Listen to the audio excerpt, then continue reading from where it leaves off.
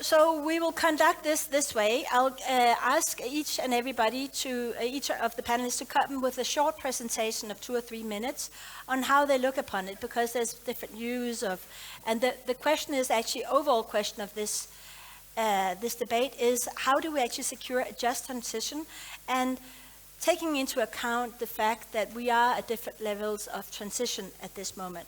So I'm going to ask everybody to sort of thought about this, and I'll just give a short introduction to the panel. So the European countries, or the EU countries, have agreed upon climate neutrality in 2050.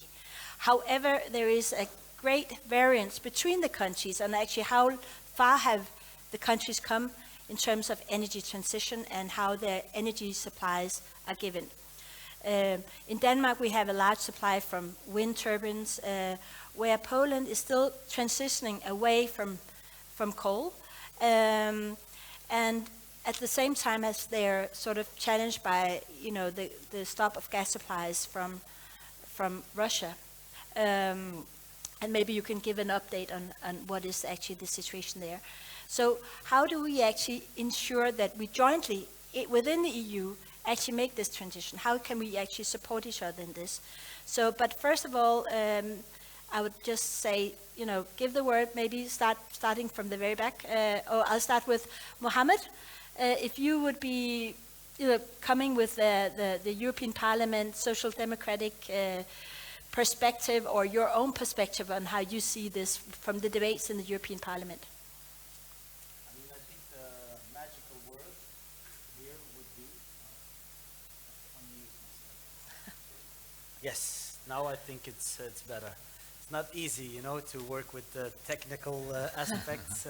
You can see. First of all, thanks for having me. It's very important to have these kinds of festivals. To talk to each other. For me, as a member of the European Parliament from the Netherlands, sometimes we think that we have our own constituents, which is Dutch, because I'm Dutch, but we represent all citizens in the European Parliament. For me, it's very important to reach out. Just before summer, I was in Poland, in Katowice, in Silesia, one of the highest regions with the highest dependence on coal. And I went there to talk to the unions, to industry, to make sure that the plans that we make are not that far from reality. They have to be aligned with the conditions that we see in all different regions. And there's no one plan fits all or one size fits all approach. I look at climate change, and especially the energy transition, as not as a race. I mean, if it's a race on innovation, whether we can be as fast as possible, creating new solutions that will make the energy transition more bearable and easier to implement. But if it's a race that we will only win if everyone finishes. It's not about the first one that finishes, it's about the last person that finishes. So for me, as a member of the European Parliament, I always interact with all different regions to understand what's their starting point and what can we do to help them. And I think solidarity, especially between North and South and East and West, is a crucial element. And now we have to go from slogans like the climate justice can only be if there's social justice, or we cannot leave anyone behind, from how does this look in reality? What are the opportunities we see to replace industries like coal mining? And how can we get those new jobs in the regions where they need it to be? And for that, I think we have to approach it from a European perspective. Where do the industries, can they be created? How can we help them get in these places where they need to be to replace the old, let's say, fossil-based jobs? It's not an easy challenge. It's very complicated, but it starts with solidarity between member states and within countries, between regions. I think that's a very important starting point. Thank you. And Mr. Mertens, if you would continue. Ambassador Mertens. Thank you very much. I think the first thing is that we have to take into account all the differences. It's like the difference between Belgium and Denmark. The Belgian coastline is only 7,233 kilometers shorter than the Danish one. Means we have only 67 kilometers and we are investing in wind energy. So Denmark has much more place to do that. So if we want to have all the countries moving on faster, we have to take into account those different situations. Every member state, even in Belgium, if you look at the situation in the north where we have chemical industry, which we don't have in the south. So the southern part says, okay, but let's move on, you know, chemical industry has to do this. So we have to take into account all this. So you need a comprehensive approach. That means you have to dialogue with the different sectors in every member state. Mr. Mattens, maybe you could move it a bit away from, Yes. like this. Yeah, great, thanks. So it's basically subsidiarity there. This is not an excuse for lowering ambition. As the parliamentarian just said, it's no size fits all. So I think for the dialogue, that's very important. If you look at countries which still have coal, it's not a problem. We have to look at comprehensively, what do you do with the labor, and so on and so forth. Another point, very important, is to integrate the whole climate objective in everything we do. For instance, if you have poverty issues, people in need, then you have to give them a green solution. It's not like, okay, we give you some money for coal to heat up, because that goes against the objective. So it's basically a mainstreaming of whole climate policies, and not just saying, oh, today we do climate politics, and then we do something else which has nothing to do with it. So basically, climate has to be present in all policies we make, even if at first sight you don't think it's necessary.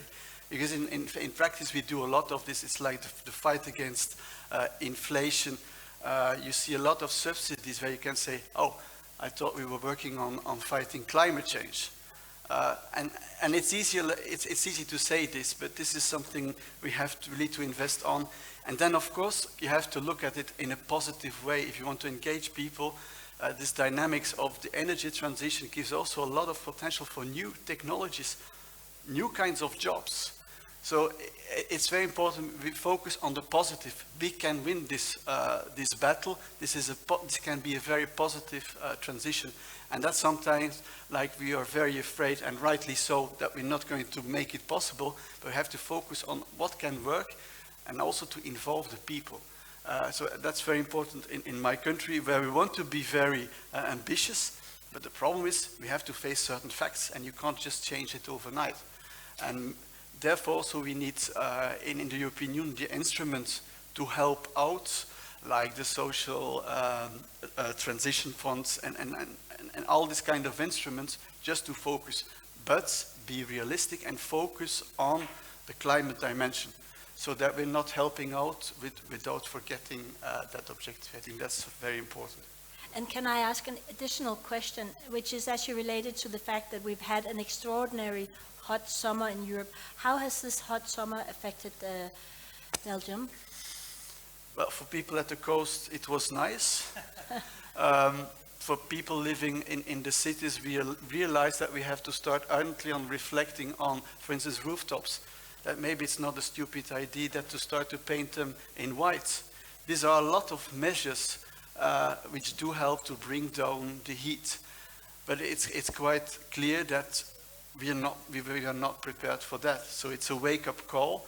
So use this crisis to do certain things. So that's basically a bit the shock of this summer. And Ambassador Falkowski, could you give us sort of a short view of the Polish situation in terms of both the social economic impact and the green transition? Yeah. Yeah. Hello. Also myself would like to thank everybody for having me here today and give me opportunity to discuss this very important topic of social and economic aspects of the green transition. In fact, when listening to you gentlemen, I thought you could replace me being Polish ambassador as well, because I almost 100% agree what you just said before.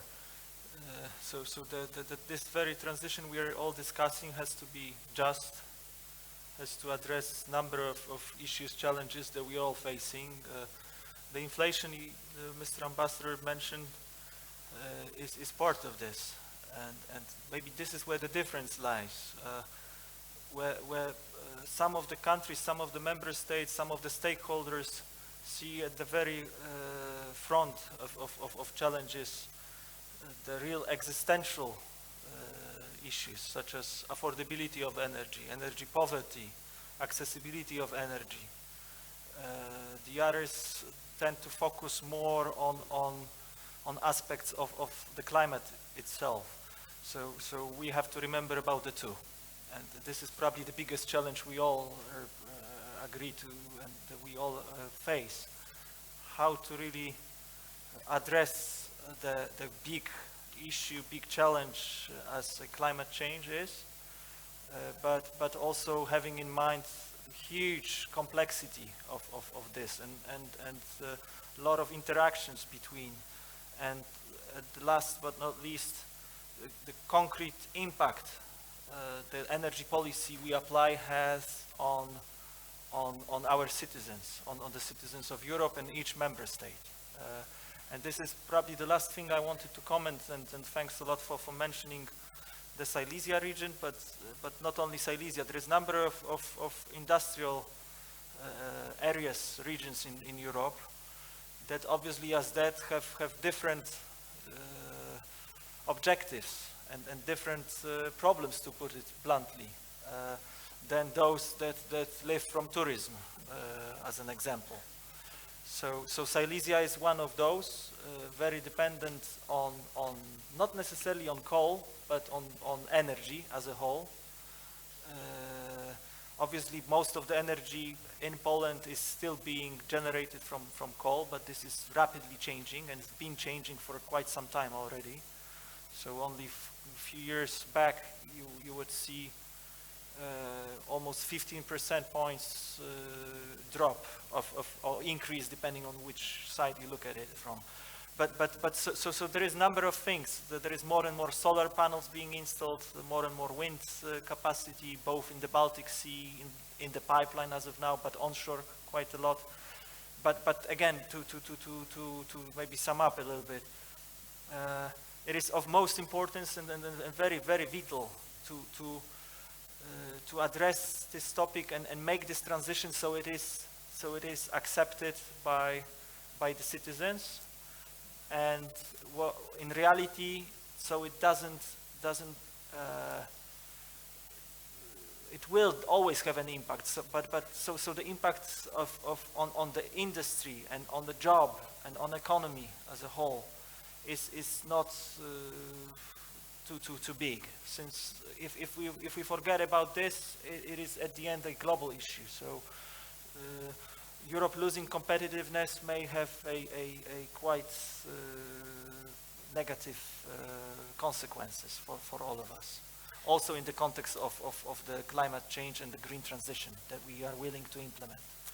And maybe also this follow-up question, how has the hot summer of Europe impacted Poland this summer? Has it been different than otherwise, or? Well, we are probably one of the luckiest, since we are North Europe rather than South. So I cannot speak on behalf of all the European citizens, but we are more or less the same situation as Belgium is, partly, I guess, because tourists were happy, destinations were happy, the farmers not that happy anymore because there was too little rain in many ways. So that's clear. That's clear. And how's the sort of the population actually? What's the, how is the understanding of the population of the need to make the green transition? I think we all agree with the necessity to take the actions and but not only and solely as it is very often here in Denmark. Maybe this is a slight difference between Poland and Denmark from the angle of the climate change itself. It is also about something I mentioned already, affordability and accessibility of the energy. So more and more people install panel roofs, also because very often this is the priority number one, because it's affordable and technically viable. So the job we've been doing, we have achieved, and we've done, and the innovation was mentioned here as well. So in terms of technology that is available, it allowed this to happen. So more and more people take their own personal decisions to invest their own private money in securing energy supplies at the roof of their houses. And this is a phenomena that's been evolving in Poland for the last, in fact, 3-4 years only. Okay, interesting. Also, when I think of Poland for the past 31 years, after the collapse of the Soviet Union and the whole, you've been through so many transitions, like the transition from planned to market economy, the transition after the very rapid privatization in general. There was the financial crash in 2009. There's been a lot of, can people actually, have they gotten used just to be being flexible to all kinds, and this will also impact them greatly. Of course, also the war. So there's a lot. Are there understanding for another transition? Well, very, very difficult to say. If there is an understanding of the necessity of and the importance of the transition that is ahead of us, and is in fact we're in the middle. I hope this is the right word, maybe better word than to say ahead of. But if we could possibly compare it to the transition of the '89 when the communism collapsed, or a transition you referred to the war.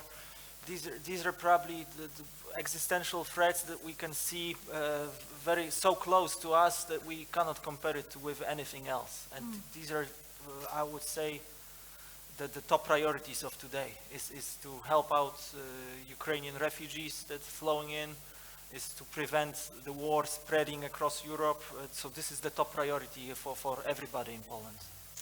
Thank you.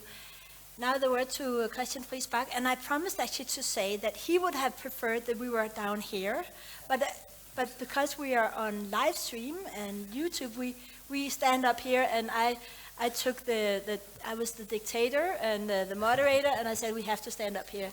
Yeah, and so we're also very happy that there is the possibility of live stream on YouTube, so we can spread out the discussion today. But Christian, the word is yours. Thank you very much, and thank you for arranging this debate, and thank you to all of you young people also for coming. And I hope you'll get something out of it, because this is going to affect your lives, forever. Climate change and the impact of climate change, but also the impact on jobs in Denmark and in Europe and in the world. We may see 200 million refugees because of climate change soon, and some of them will try to come to Europe. We may see enormous changes in the production systems in Europe, and it's going to affect all of you. I think it's look forward to also hearing you. If you have some points, something you want to raise, a question you would like to ask, I really urge you to do so, because you have to push all of us to take action. And when we take action on climate change, there will be some people who will lose their job. Not far from here, we have Aalborg, Portland. At all, this big cement factory in Aalborg. 10 years from now, it might be closed, because it is so energy intensive to produce cement. And we heard from the ambassador also in Poland, there will be places where they are dependent on fuel and coal, and these jobs will be lost, most likely. I must say also, hopefully, in the future, because we cannot afford to dig up more coal. We have to leave it behind in the ground. There will be farmers. Some of your parents may be farmers. Some of them will lose their job because they may farm on wetlands in Denmark, and we cannot afford to farm on the wetlands, because then the CO2 emissions from this wetland will mean a greater climate impact. So they need to stop farming. So there will be a lot of people losing their jobs, but there will also be a lot of good jobs and a lot of new jobs. And I think it's more attractive, hopefully, to stand up in the top of a windmill than to dig coal in a coal mine.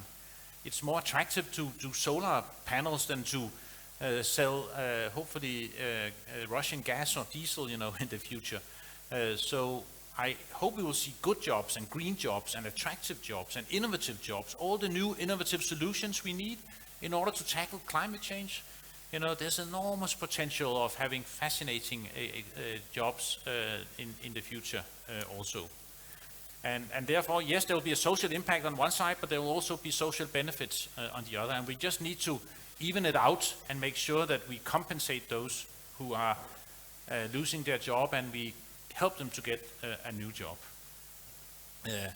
But there will also be a lot of other positive impacts from tackling climate change, also for some of the poorest and most marginal people in Europe. If we tackle climate change, we'll have less air pollution at the same time, because green energy we will have less, instead of diesel cars and coal, we will have less air pollution. 300,000 people in Europe die prematurely every year. They die too early because of the air we breathe. There's still too many particles in the air. And if we have renewable energy, we'll get rid of those particles and people can survive. And some of those people are those who live in the most congested streets, close, and where the diesel cars and they burn wood in towns in Europe where poverty is still evident. So there can be positive impacts in many ways. But we need to compensate those who lose their jobs or their opportunities, and therefore we need these social funds and the just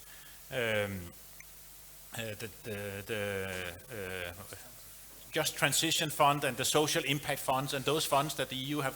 We need such funds to compensate. And then we also need to compensate not only in Europe, but also in the world. Part of what I do is I have a company where we import products, it's called Warfare, because we import products from conflict-affected countries, from Afghanistan and Yemen and Somalia. And these countries are badly affected by conflict. But now they have climate change coming on top of it. And these countries, they will see severe issues and problems in the future. Somalia, we just wanted to buy 60 tons of sesame from Somalia. And they do the best sesame in the world in Somalia. But because of a severe drought, the worst drought ever seen in 40, 50, perhaps 100 years in Somalia, the crop failed and we couldn't get, and the farmers were left without their income in Somalia. And we need to do much more to compensate those who are impacted by climate change around in the world. And there Europe is not close to being where it should be. We need much larger global transfers to those countries that now face the worst impacts of climate change. So there we have another task. And then the ambassador here says, what about our competitiveness? If we go forward and if we put on a lot of climate policies in Europe, and then the Polish workers cannot have their job. And there I agree with you. We should also work to make sure that those countries in the world who do not take climate change seriously, they should pay a tariff if they want to sell their goods to Europe. We should have a climate tax or climate tariff, a countervailing duty, as you will call it technically, but so that if Saudi Arabia or the US, they want to sell us goods and they don't have climate policies where they are part of the solution, then we should shield the European producers from those products by having a climate tax. So there's a lot of policy that we need to take in order to compensate people all over. You know what funny?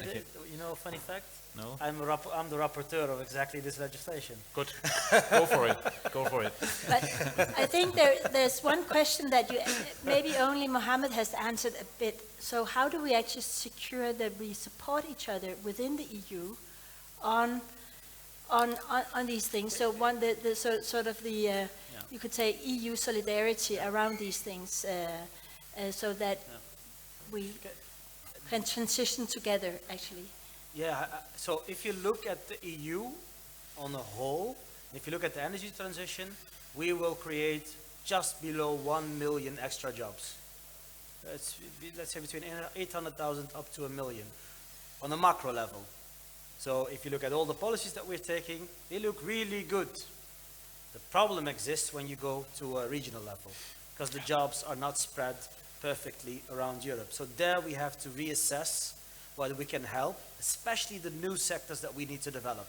Think about batteries, think about waste resourcing, as we call it, urban mining. There's a lot of materials in our economy that we can get back, reuse, and we have to do it on a large scale. Think about chemical recycling, where we can break down all kinds of plastics up to a molecule level and create all kinds of new plastics out of it.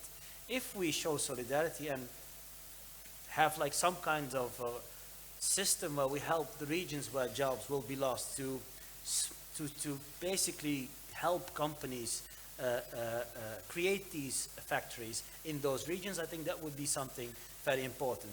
When it comes to competitiveness, I always, when I have debates on climate, people tell me about, yeah, we have to be competitive. Let's take two examples. One, windmills, especially offshore. If it wasn't of the vast investments from public and private in countries like Denmark, Germany, a little bit the Netherlands, we would never have these very competitive sector today. If you look at Danish companies, they are now one of the biggest when it comes to offshore wind, and they now started to export their knowledge and their expertise to other countries all over the world. For solar, we did similar things. We made one mistake there. We gave the technology to the Chinese, but it was developed by approximately 150 billion euros from the German government and German industry. If we would do, in a smart way, set up these new sectors like batteries, like waste recycling, and make sure that these jobs are created in the EU and stay in the EU, I think that's very important. And again, what you said, it's called the carbon border adjustment mechanism. Where we say we're not naive anymore as the EU. We are asking our producers, when they pollute, to pay a tax. It's called the emission trading system tax for CO2. But if you produce the same product outside the EU, you're allowed to sell it without paying anything, even if you are much more polluting, and hence we create an unequal situation. And that's not good for competitiveness. So what we say now is, we want to make sure that we want to support the most sustainable, most hopefully at the moment the most cost-effective approach. We want to stimulate green production in the EU. But if you do not produce outside the EU in the same way we ask from our producers, you either pay at the border or you're not welcome in the European market. And remember, we are the second largest consumer market in the world. We were quite a long time the largest. We were just surpassed by China. But when it comes to luxurious goods, we are still the largest region in the world. That gives us a lot of power. So if you do not follow our reasoning, our ambition, you're not welcome to sell your products anymore. I think that's a very strong approach from the EU. And Mr. Scheimer, yeah, I think we need some additional information about these solar panels, what happened actually, because as far as I know now there's one solar cell factory in the US and one in EU, and the rest, is it 90% of all solar panels are now produced in China? Yeah, so also there's a lot of unfair competition coming from China, where the Chinese government, of course, subsidizes. It's a bit vague what they do, but it's almost impossible for us in the EU to produce for that amount. But there are a lot of external costs that are not included in the Chinese prices. For example, what to do with the end of lifetime of these solar panels. They are placed on a garbage, let's say, I mean, we don't recycle them. It's a waste bin. So if we say we want to reshore that type of production to the EU, which I think is a smart way, and we say that we have certain conditions on these products, like we now did, for example, for batteries, then I think we can help European companies set up these products in the EU. Everyone is leaving now, but because they of course disagree now. Yeah. Actually, we were informed prior to the meeting that they have to go to another meeting. But thank you for participating. Yeah. And then for the rest of you, I think actually I will open up the floor for questions. So if there are questions among any of the, or maybe additional comments, Mr. Martins, Ambassador Martins. I think something else we have to do, all these new technologies and the norm setting, we have to speed up our legislative work on that, for instance, on hydrogen and so on. So if we are quick, we do it well, then we can be norm setting in the world. And I think that also helps our system. Otherwise, the Chinese, for instance, will do it in a way we have questions. But if they can set the market, then it's too late. So there's a lot of work to do and give space to experiments in a way, because the whole circular economy, hydrogen, how we do this, we have to invest a lot also in the networks, making a genuine European electricity market. There's a lot there's a lot of investment to make. It's a lot of labor as well. So it can really be a drive for the economy and a whole change. So there's a lot to be done, and it takes time, and that's part of the problem if we want to make it by 2050. Yeah. Yeah. Just a side comment. Again, I can only agree with what was said just now. Would like to point out two things there. One is the redistribution of the wealth. Again, Silesia is one of the examples, but when talking about the competitiveness, I didn't mean the Polish competitiveness. No, I mean the exactly, European of Union course, competitiveness yeah. on the labor market of the whole Europe as such. When I talk about the redistribution of the wealth and allocating certain tools, mechanism, financing, this is a tool that the European Union has and should not forget about. So there is definitely a thing of, I myself representing Poland, a member state, and Poland is in a way uncompetitive and against those economies that were developed. And we are reaching out. We are really working hard for the last 30 years that the GDP-wise would grow significantly. But there is an expectation from the people of Poland, as the same probably goes with the people of Denmark and in every single member state, that they can stay home, they can work where they were born, where their families are, when the heritage is, and all this. Obviously, there's been always a lot of migration within European Union and outside, but we always have to give people right alternatives to go or to stay where they are, where they belong to, when they feel safe and happy. So we wouldn't like Europeans to migrate to South America or North America like it was the case 80 years ago. And I'm not going that far, maybe, and it's not justified to draw such conclusions in this very context, and the context of the discussion of today's topic. But we can see, if I may, I would refer back to the war at our doors. We got war in Europe these days. The inflation is skyrocketing. The competitiveness of many sectors is going down significantly in 1 year only. And so we shouldn't limit the discussion only to the green transition as a whole, but also to look for certain solutions, immediate steps we could take to tackle this very crisis that we are facing as of today. There is the prices going up, the affordability of the energy, that unfortunately will have an impact, very negative impact on the labor market and of the competitiveness of some of the sectors, energy intensive sectors, but not only. Very last thing that I wanted to share with you, the fertilizer producers in Europe closed down the production, so they're not competitive anymore. What it means indirectly for all of us and for the farmers, it is less affordability of the fertilizers themselves, which will result in inflation in the cost of living because of the simple fact that the food prices may go up. So it is not that we are questioning the necessity to discuss and to move forward with the green transition. But in meanwhile, we need to remember about this very crisis that we are facing as of today and find the solutions and right answers to this crisis of today.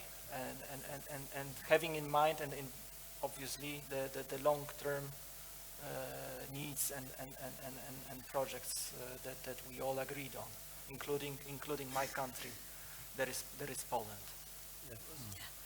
Christian? Yeah, well, if there's any questions from the floor, I think you should definitely come forward. But I would just say to the Polish ambassador, I really respect what you say also, and we have war in Europe, and Poland is taking a huge share of those refugees that are arriving and taking good care of them, And this is a situation that should make us rethink many issues. That this can happen in 2022 in the middle of Europe is not only a sad, but it's a devastating thing. But I also think it should help us to rethink the way we have energy and depend on energy. And I think you agree on this. And if you go back 50 years, we had a few big plants, and they were all power plants, and they were all depending on fossil fuels from countries like Saudi Arabia and the Middle East, and finally we moved away from this. But if you look at the energy system in Denmark now, we have 10,000s of power plants in Denmark distributed out. We can do off-grid solutions if we were there, and we can. So reforming our energy system is also about tackling the larger issues of dependencies that are not conducive to peace, and this is something we should do. And then I would just say to Ambassador Martens that I agree with you on the norm-setting role of the EU, and I think the EU should move faster on it. Right now, all of you have your mobile phones, right? And finally, we have one plug for all of them. That's a big relief. But Only took 13 years. Yeah, it took 13 years. But if you drive an electric car, I have had my now third electric car, and the plugs are all different, and there's no roaming agreement between the companies supplying the cars, so you cannot, if you plug it into the wrong one, then it wouldn't work, and come on, EU, just solve it, and do it fast, so we can get a lot of electric cars all over the place. And so I am a big fan of the EU. Don't be mistaken. But I really think now the EU should understand the urgency of the task and move on some of these issues. But can I say something? Because the EU, every time people refer to the EU, we act as if it's like some kind of invisible hand that does things that just overcomes. We have no idea what happens there. The EU is us. If you look in the mirror, that's the EU. If that image doesn't appeal to you, that's still yourself. We are the EU. There's no one else. It's our leaders. It's our members of parliament that take decisions. There's no law where not a Danish person has been involved, or a Polish person, or a Dutch person. We need to approach Europe much more from solidarity. There's one point that he implicitly mentioned, and me as a Dutchman, we are one of the frugal four countries that every time when we go to Brussels, we act as if Brussels is only asking money out of us. And the Danish government is one of the frugal four, let's be honest. And the solidarity mechanism that we have developed in the EU every time get, let's say, minimized within the Council.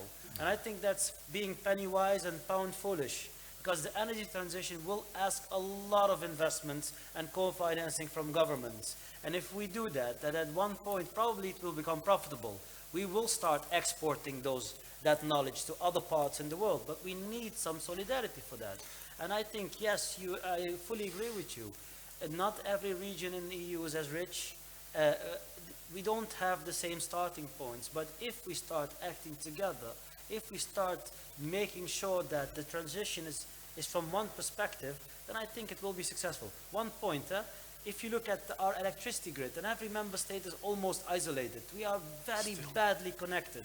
If we were much more connected today, north, south, east, west, we would not have the problem that we have today, the energy price that we are having today. We can export Danish wind if you have an excess up to whatever we want, and we can start importing cheap solar electricity from Spain and Portugal if we were connected, but we are not connected. We are very badly connected.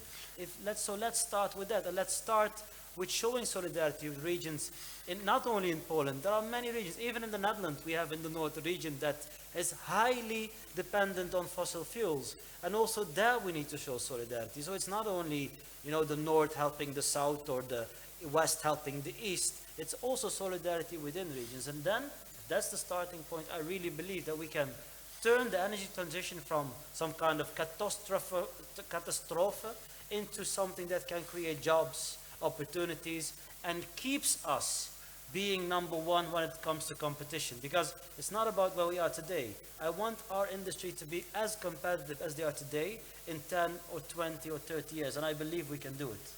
And Ambassador Mertens? Yeah, but I think it's also important on the norm setting that at least we agree we have to do it at the European level and avoid wasting time nationally to do it. Agree. Because we have so many obstacles still today in the internal market because we have different standards. So at least for any new technology that we do it immediately at the European level. Because it's the same also for the networks, how we're going to do it. It's amazing what technology can do. For instance, in Belgium, I learned that we are installing a new gas plant. I said, oh, come on, I thought we were working on the energy transition. But the brilliant thing is that the whole installation can be used later on for hydrogen. It's the same thing. So we are already building what we don't have today. And that's fantastic. So then it's in a transition thinking.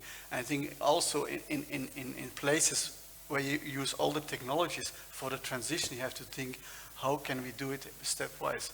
Even if it's ideologically not the cleanest way. At least it's a step in the right direction. We have 5 minutes. We have a comment down there. You are also welcome not only to ask questions, but also just providing a commentary that from your perspective. Yeah. There's a mic over here. There's a mic.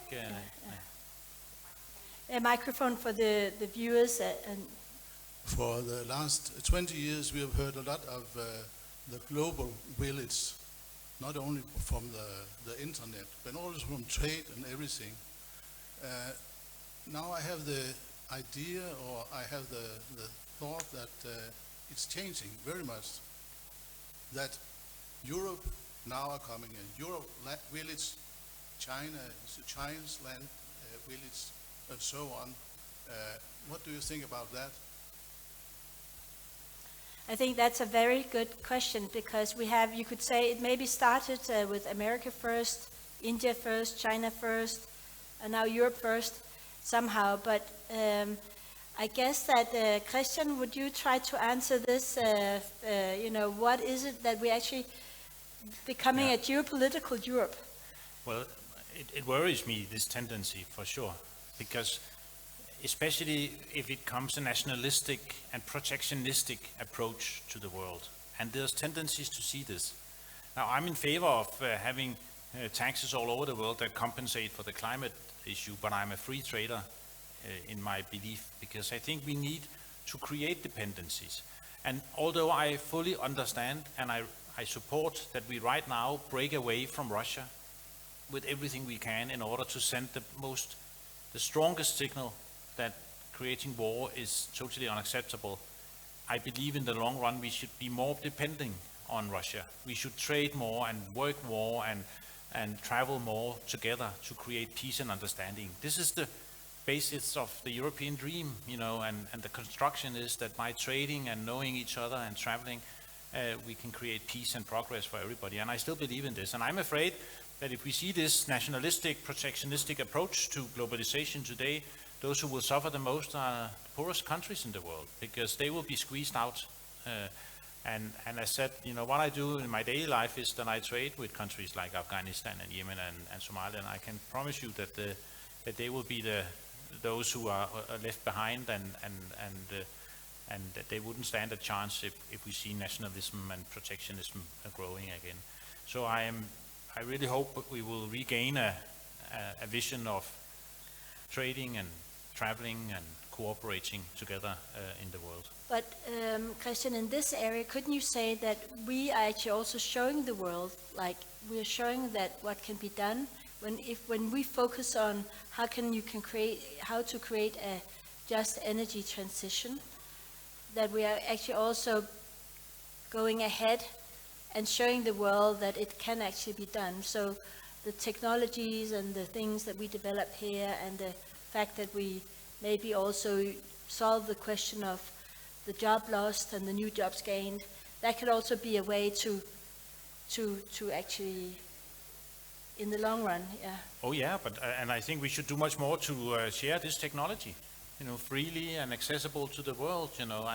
I'm very skeptical to the approach we have to intellectual property, as you say, patents, because we have become very protectionistic there and protecting every innovation. And if we want to solve the problems of this world, we need to disseminate technology much faster. And it would be to the benefit of all of us if we do so. But I'll leave it to my Mr. fellow Shaim, panelists. what do you say to this? Do you have a sort of a thinking on this? I mean, these are two separate topics. I mean, I see that we go from a multilateral world to a multipolar world. This is something we've seen, and this is something that hopefully will be like a temporary phase, because I do believe that cooperation at the end of the day is very essential. But I also believe that when it comes to norming or product requirements, we should set standards that should guide other countries to do the same. I mean, none of us accept products that are made by slaves. None of us accept products that are made by child labor. I mean, if we know that this is done in these cases, we would not accept these products, whether it's clothing, whether it's a phone. And I think these standards are continuously developing. We don't want products that harm nature. We don't want products that harm the climate. I mean, this is something that's quite a natural that has evolved in the last decades, and consumers are demanding this more and more from industry. You don't need a politician for that. I think companies are more and more aware of that and are developing this. And of course, we as Europeans would love to continue working with all other countries in the world. There's no protectionism in the EU. If we set standards, we set standards to our producers firstly. So I don't think anyone can say that we are protecting our own industry when it comes to climate. We're setting standards, and that's it. Yeah, I mean, for me, this is very important, and hopefully this phase is a bit temporary, that we fastly can go back in a situation that like we used to do, where we sit together in the United Nations and discuss problems and discuss, let's say, ambition. That's something, of course, I'm a big fan of, and I prefer not having this war in Ukraine. I prefer us to have a good relation with Russia based on democracy and human rights, of course, based on our standards, and we should never lower them. For me, that's essential, and hopefully we can get back to that world. Maybe I'm naive, but at the end of the day, you have to also be a bit of a dreamer. At least our relation with the Americans have improved. So let's take that as a positive side of all the madness that's happened in the world. I think we are closing for now, so that we can get on to the next. But I just want to thank the viewers, the people here for participating in this discussion. I want to thank Mohammed Shaim, Antoni, Falkowski, yes, and Michel Mertens for participating. And I just think we should give ourselves a big clap.